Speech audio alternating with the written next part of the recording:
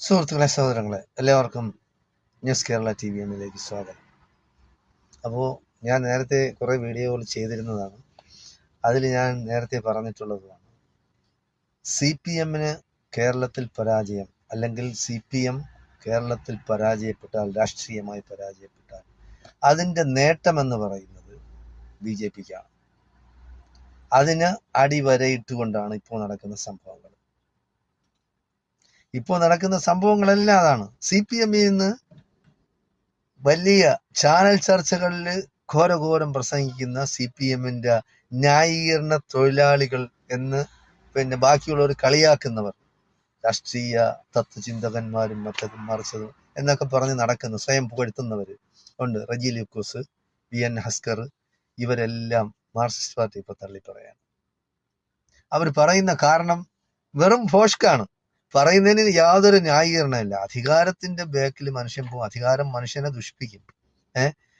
അങ്ങനെയാണ് ഒരു പഴഞ്ചൊല്ല്. അപ്പോൾ അങ്ങനെ അധികാരത്തിന് വേണ്ടി മാത്രം ജീവിക്കുന്ന കുറെ മനുഷ്യക്കോലങ്ങളുണ്ട്. അപ്പോൾ ഇയാള് പറഞ്ഞ, റജി ലൂക്കോസ് പറഞ്ഞെന്ന് പറഞ്ഞ, CPM ഇപ്പോ വർഗീയത പറയുന്നു. സംഗതി വർഗീയത പറയുന്നുണ്ട് അവര്. മാറാട് കലാപം പോലെയുള്ള ഇത് ഇനിയും കേരളത്തിൽ കൂടുതലായിട്ടുണ്ടാവും. UDF അധികാരത്തിൽ വന്നാൽ എന്താണ്, നമ്മുടെ ജമാഅത്തെ ഇസ്ലാമി ആയിരിക്കും ആഭ്യന്തരമന്ത്രി. ജമാഅത്തെ ഇസ്ലാമി എവിടെയെങ്കിലും ഒരു സീറ്റ് ഇന്ന് വരെ കേരളത്തിൽ കിട്ടിയിട്ടുണ്ടോ?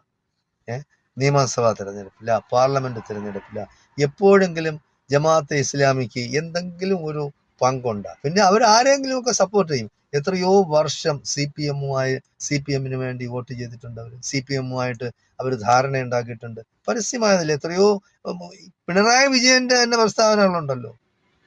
അപ്പോൾ ഇതൊന്നും അവരെല്ലാം മറന്നുകൊണ്ടാണ് ഇപ്പോൾ സംസാരിക്കുന്നത്. ആഭ്യന്തരം കൈയാളുന്നത് ജമാഅത്തെ ഇസ്ലാമി ആയിരിക്കും.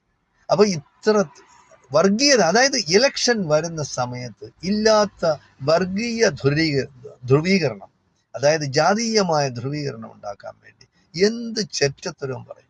അതായത് മനുഷ്യരെന്ന് പറയുന്നത് നമുക്ക് നമ്മുടേതായ ഒരു നയപരിപാടി ഉണ്ടാക്കണം, അന്തസ്സും അഭിമാനവും ഉണ്ടാവും. നമ്മുടെ വാക്കുകൾക്ക് ജനങ്ങൾ വില കൽപ്പിക്കുന്നു.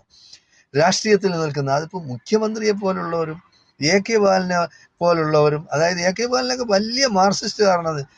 ഈ മാർക്സിസം ഒക്കെ ഇല്ലാതാവും. എങ്ങനെ? ഈ ജാതീയമായി തന്നെയാണ് ഇവരെല്ലാം പെരുമാറുന്നത്. നിങ്ങൾ എടുത്തു നോക്കി, ഏത് രാഷ്ട്രീയ പാർട്ടിയിലാണ് നോക്കി, സീറ്റ്